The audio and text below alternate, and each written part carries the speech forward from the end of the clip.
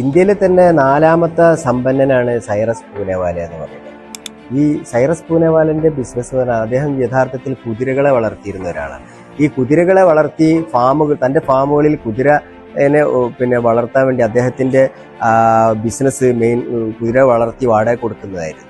അപ്പൊ കുതിരകളുടെ രോഗത്തിന് വേണ്ടിയിട്ട് അദ്ദേഹം ഒരു വാക്സിൻ കണ്ടെത്തണമെന്നുള്ള ഒരു ആശയത്തിന് വേണ്ടിയിട്ട് കുതിരയിൽ നിന്ന് തന്നെ രക്തം എടുത്തിട്ട് ആ രക്തത്തിൽ നിന്ന് രോഗപ്രതിരോധ ശേഷിയുള്ള ഒരു മരുന്ന് കണ്ടെത്തുന്നതിന് വേണ്ടിയിട്ട് അദ്ദേഹം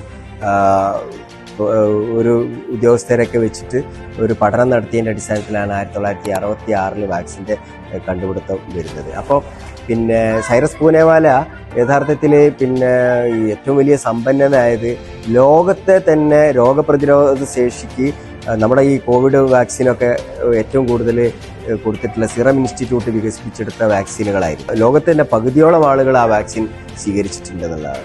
അപ്പോൾ അതിൻ്റെ പിറവിയെടുത്തത് ഒരു കുതിര രക്തത്തിൽ നിന്ന് എടുത്തിട്ടുള്ള ഒരു വാക്സിനാണ്. 1966 അദ്ദേഹം മുംബൈയിൽ ഇൻസ്റ്റിറ്റ്യൂട്ടിൽ വെച്ചിട്ട് കണ്ടെത്തിയിട്ടുള്ള ഒരു വാക്സിൻ്റെ കണ്ടുപിടുത്തത്തോട് കൂടിയിട്ടാണ് അദ്ദേഹം ലോകത്തിനൊരു സംഭാവന അർപ്പിക്കുകയും അതോടൊപ്പം അദ്ദേഹം സമ്പന്നനാവുകയും മാറുകയും അങ്ങനെ ഒരു സേവനം ലോകത്തിന് കൊടുക്കുകയും ചെയ്യുന്നു.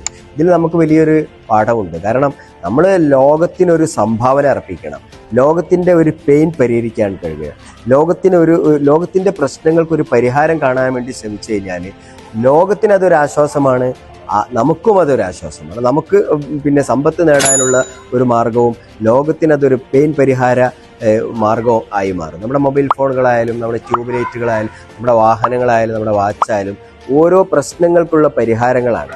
ഈ പ്രശ്നം പരിഹരിക്കുമ്പോൾ ഉപഭോക്താവിന് അവരുടെ പ്രശ്നം പരിഹരിച്ചു കിട്ടുകയും അത് തുടങ്ങുന്ന ആളുകൾക്ക് സമ്പത്ത് നേടാനുള്ള അവസരങ്ങൾ ഉണ്ടാക്കുകയും ചെയ്യുക എന്നുള്ളതാണ് ഏത് ബിസിനസ്സിൻ്റെയും അടിത്തറ എന്നുള്ളതാണ് എൻ്റെ ഒരു ബോധ്യം.